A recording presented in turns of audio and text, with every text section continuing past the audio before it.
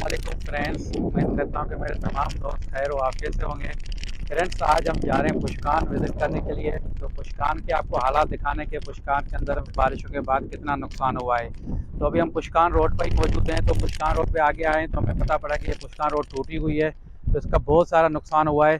तो ये बारिशों का जो बड़ा एक सैलाब का रेला आया था, जो इसको तोड़ के यानी कि समंदर की तरफ लेके गया है। तो अभी हम यहाँ पहुँचे तो यहाँ पर रिलीफ का काम चल रहा है। पीडीएमए की टीम भी आई हुई है कोयटा से, वो भी काम कर रही है। उसके साथ यहाँ के जो लोकल एमपीए साहब हैं तो वो भी आए हुए हैं। तो हमारा पुशकान का तो विज़िट अभी कंप्लीट नहीं हो सकता, क्योंकि यहाँ पे रास्ता नहीं है, तो हमें वापसी जाना है। तो जो एमपीए साहब यहाँ आए हुए हैं, तो हम खुसूसी एमपीए साहब से रिक्वेस्ट करते हैं कि वो थोड़े से हमें अपने तासुरात बताएं कि जो बारिशों के बाद जो गवादर और पुशकान के आसपास के जो भी गवादर डिस्ट्रिक्ट के एरिया से उनके अंदर कितना नुकसान हुआ है, ख़ासतौर पे पुशकान के अंदर कितना नुकसान हुआ है, क्योंकि इनको ज़्यादा हमसे पता होगा। तो ये उस बारे में क्या कहते हैं, क्या बताते हैं। तो थोड़ा सा एमपीए साहब से मौके का फ़ायदा उठाते हैं, इनसे बात करते हैं और फिर चलते हैं वापसी गवादर। ये नाला जो बह रहा है, ये नाला नहीं है। दरअसल यहाँ पर एक रोड जाती है जो गवादर सिटी से पुशकान सिटी की तरफ, मगर जो सैलाबी रेला आया है पहाड़ों की तरफ से, तो वो इसको बहा के लेके गया है। तो ये पूरी रोड तकरीबन आधा किलोमीटर के जितनी रोड है, जो वो सारी इस पानी के सैलाब में बह चुकी है। तो यहाँ पे इत्तेफाक से जब मैं पहुँचा तो यहाँ पर जो अभी नए रिसेंटली एमपीए साहब हैं, मौलाना हिदायतुर रहमान साहब, तो वो यहाँ पर मौजूद थे, जो काम का जायज़ा लेने आए थे, क्योंकि यहाँ पर पीटीएमए की टीम भी मौजूद थी और दूसरा रिलीफ काम भी चल रहा था इस सड़क को बहाल करने के लिए। तो फिर मैंने सोचा कि मौलाना साहब यहाँ मौजूद हैं, तो उनसे उनकी राय लेते हैं कितने नुकसानात हुए हैं, क्या पोजीशन है पुशकान के लोगों के, क्या हालात हैं, मेरे से ज़्यादा बेहतर ये जानते हैं। तो इनसे खुसूसी हम गुफ्तगू करते हैं, इनकी राय क्या है, तो ये इसको किसका ज़िम्मेदार ठहराते हैं, तो वो भी इनसे पूछते हैं।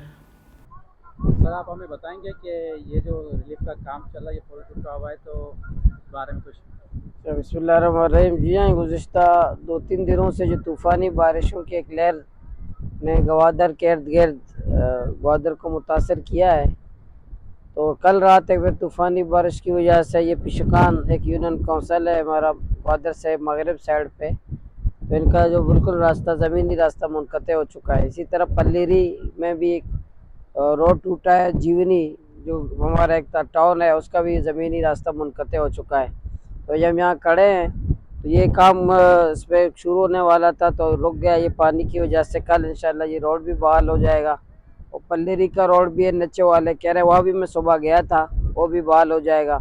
अब तक तो काम रिलीफ का ये कि लोगों के घरों में पानी अब तक खड़ा है, बाहर सड़कों पे अब तक खड़ा है।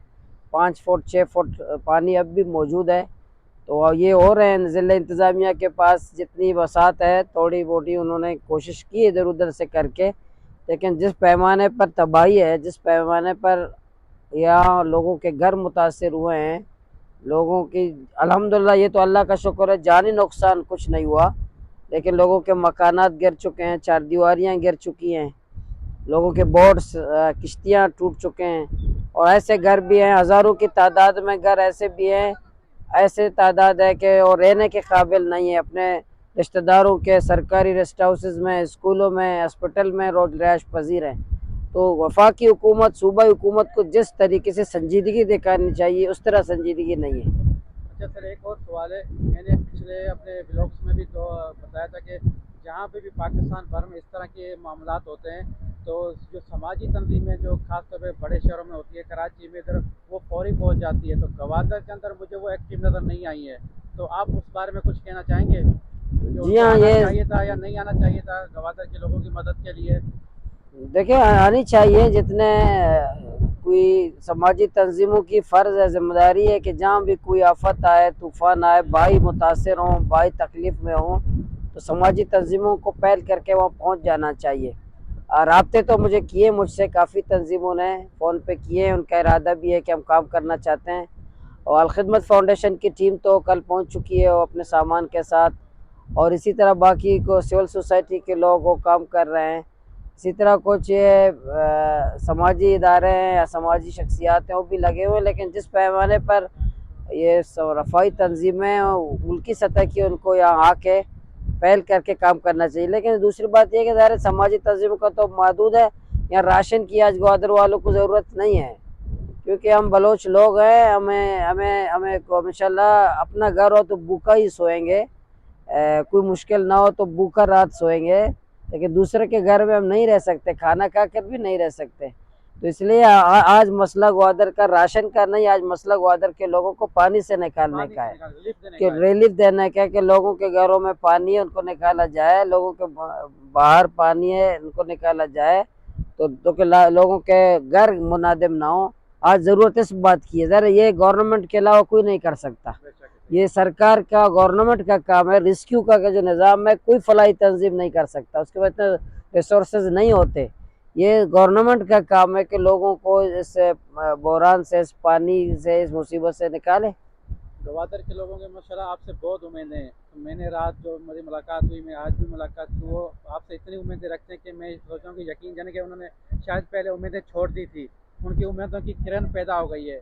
तो आप इंशाअल्लाह हमें उम्मीद है कि उनकी उम्मीदों पर पूरा उतरेंगे।